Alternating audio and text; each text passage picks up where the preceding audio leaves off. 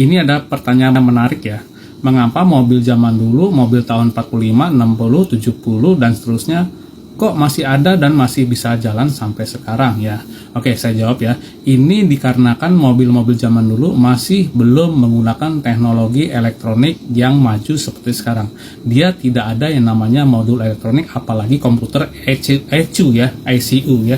Mobil zaman dulu itu elektronika hanya dipakai untuk memercikan busi. Bahkan mobil zaman dulu yang bermesin diesel itu sama sekali tidak membutuhkan elektronik sama sekali ya. Jadi tidak butuh listrik total. Mobil diesel kalau sudah hidup itu akan selalu hidup tanpa bantuan elektronik sedikit pun, karena dia tidak membutuhkan busi ya. Berbeda dengan mobil sekarang. Mobil sekarang itu membutuhkan yang namanya modul elektronik dan ECU ya, komputer di mobil.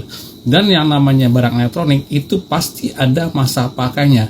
Biasanya untuk mobil sekarang, masa pakainya berada sekitar 10-20 tahun. Setelah berumur 20 tahun ke atas, modul elektronik itu akan stop diproduksi ya. Jadi mobil-mobil zaman sekarang itu biasanya umurnya tidak akan bisa lama kayak mobil zaman dulu, dikarenakan modul elektroniknya sudah tidak diproduksi lagi. Makanya kebanyakan mobil-mobil zaman dulu yang menggunakan ECU ya, itu sampai sekarang tidak bisa jalan dikarenakan modul elektroniknya sudah tidak dijual lagi.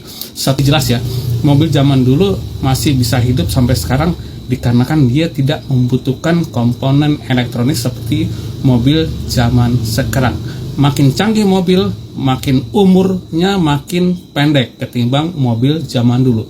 Makanya nggak heran mobil zaman dulu itu punya umur sampai puluhan tahun, bahkan sampai 50 tahun masih bisa jalan sampai hari ini. Bahkan umur 70 tahun aja mobil itu masih bisa jalan sekarang ini ya. Berbeda dengan mobil zaman sekarang yang baru umurnya 5 tahun aja udah ketinggalan zaman, dan modul elektronik sudah banyak yang rusak dan harus banyak yang diganti. Ya, itulah perbedaan mobil zaman sekarang dengan mobil zaman dulu.